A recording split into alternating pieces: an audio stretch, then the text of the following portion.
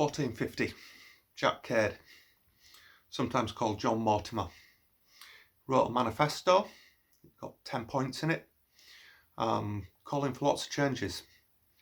And it makes it very clear that there's a lot of discontent from him.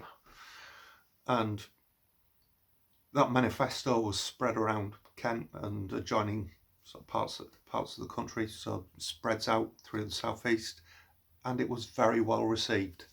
So the fact it's well received shows that there was widespread discontent with the system. The things that they were frustrated with were the things that frustrate people now. They didn't like taxes, and they were being taxed very, very highly. The system of tax at the time, if we were at war, it wasn't the whole country that got taxed, it was the areas adjoining the ports that were taxed the highest. Most of our ports that served the French campaign are in Kent, so they got taxed more than other people. The fact that they're so close also means that they are more likely to have commissions of array to send men to France, and we were losing that war, so more of their men are dying than from other parts of the country. So it has a physical and emotional impact as well. They're also very, very, very angry about the way that the taxes and laws are being administered.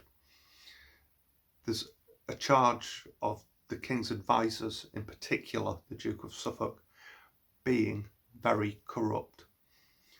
And what they want to see happen is a change to what they call a more traditional role of government.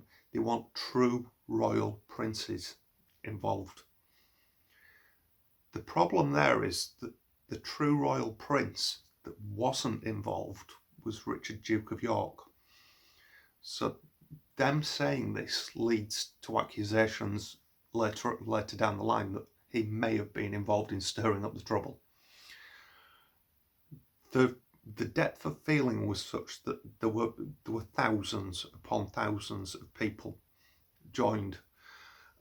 It's not quite a peasant army because members of the gentry and lower nobility were in it, but the tens of thousands of people joined this impromptu army, and they march on London, and they get angrier and angrier and angrier as they go along. And they're after the people that they blame for the problems. The people that run the economy, they're after them. The people that run justice in Kent, they're after them.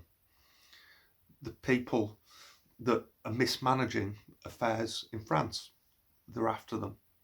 And they're after them to the point where they fought on London Bridge, they forced their way over London Bridge into right against the walls of the old London town, and the beheading minor and in one case major nobles, and causing an awful lot of trouble.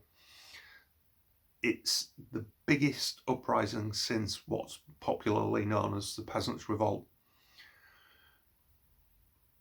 It's very easy to think that this one particular uprising is an isolated incident, but it's not. I mean, I've just mentioned the Peasants' Revolt. That's only 70 years previous.